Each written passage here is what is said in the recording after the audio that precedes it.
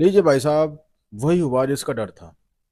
Super 8 मल्ले का पहला match Pakistan versus New Zealand के दरमियान श्रीलंका के हुकूमत कोलंबो में खेला जाना था, लेकिन बारिश ही इतनी शिद्दत में आई है कि बारिश ने कहा कि भैया आपको मैं खेलने नहीं दूंगी। और फाइनली जो है सबको बारिश के सामने सर निगू करना पड़ा। यानी कि बारिश होने की वजह से दोनों टीमों के दरमियान मैच शुरू ही नहीं हुआ, इसकी एक बॉल नहीं फेंकी गई। तो फाइनली फिर क्या हुआ कि अंपायर ने यह फैसला किया कि इस मैच के जो पॉइंट हैं वो दोनों में तकसीम कर दी जाए। अब दोनों टीमों को एक एक पॉइंट दे दिया गया है। पाकिस्तान के पास एक पॉइंट और न्यूजीलैंड के पास एक पॉइंट। अब जो सबसे बड़ा क्वेश्चन पाकिस्तानी पूछ रहे हैं कि अब पाकिस्तान का जो सेमीफाइनल का सिनेरियो है वो क्या होगा, सफर कैसा होगा। तो बगैर वक्त ज़ाया किए मैं आपको बताना चाहता हूँ। देखें, पाकिस्तान की अब बाकी दो गेमें बाकी हैं। एक हमारा मैच है 24 फरवरी को इंग्लैंड के साथ, और दूसरा मैच है हमारा जनाब 27 फरवरी को श्रीलंका के साथ। दो अहम तीन सिनेरियो हैं।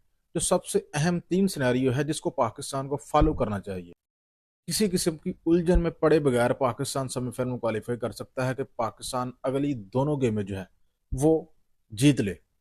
पाकिस्तान सीधा सेमीफाइनल में पहुंच जाएगा। इसमें पाकिस्तान को कॉम्प्रोमाइज नहीं करना चाहिए। अगर बात कीजिए दूसरे सिनेरियो की कि पाकिस्तान फॉर एग्जाम्पल एक मैच जीत जाता है और एक हार जाता है, तो फिर जनाब पाकिस्तान का सेमीफाइनल में पहुंचने का जो ख्वाब है वो डिपेंड करेगा दूसरी टीमों के जो मैच होंगे उनके रिजल्ट्स के ऊपर और रन रेट के ऊपर। यानी कि बात चली जाएगी ईफ्स के ऊपर। इस चीज़ से बचने के लिए पाकिस्तान को पहले सिनेरियो को फॉलो करना होगा। एक तीसरा सिनेरियो है कि अगर पाकिस्तान अगली दोनों मैचेस हार जाता है, स्टिल उसके पास एक पॉइंट है, तो फिर पाकिस्तान पक्का टूर्नामेंट से बाहर, वो सेमीफाइनल में नहीं पहुंच सकता। तो पाकिस्तान के लिए जो बेहतरीन सिनेरियो है वो यही है जनाब कि पाकिस्तान अगली दोनों मैचेस जीते। लेकिन यहाँ पे फिर वही क्वेश्चन आता है कि अगर दो मैचों में से एक मैच में पाकिस्तान हार जाता है या फिर पाकिस्तान जो है उसके मैच में दोबारा से बारिश आ जाती है, तो तब क्या होगा।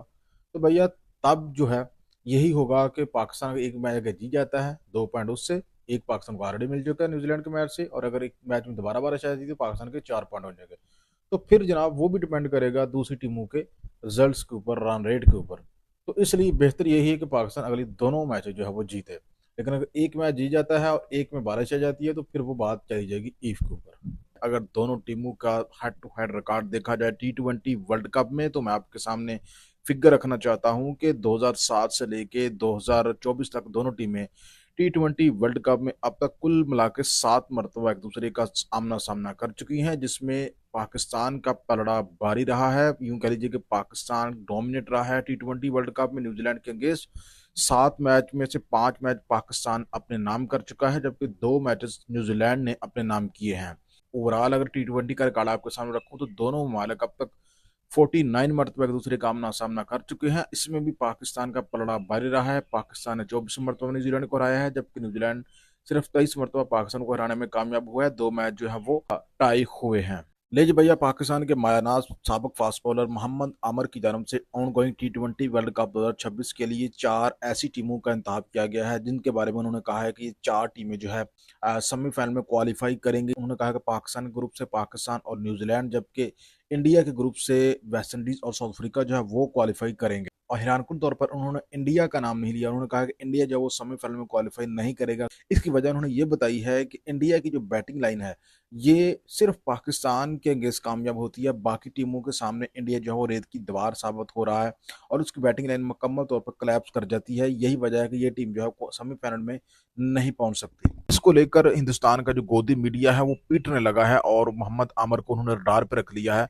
तो भाई साहब, मैं आपको ये बताता चलूं कि जब हरभजन सिंह और इरफान पठान ने अफगानिस्तान की टीम को सेमीफाइनलिस्ट में शामिल किया था और पाकिस्तान के बारे में कहा था कि ये 2024 की तरह एक दफा फिर से अमेरिका से पिटने के बाद जब टूर्नामेंट के सुपर 8 मरहले से पहले ही बाहर हो जाएगा, तो उस वक्त पाकिस्तान को कितनी चोट लगी थी। मोहम्मद आबन ने प्रेडिक्शन में हिंदुस्तान का नाम जो है वो शामिल नहीं किया।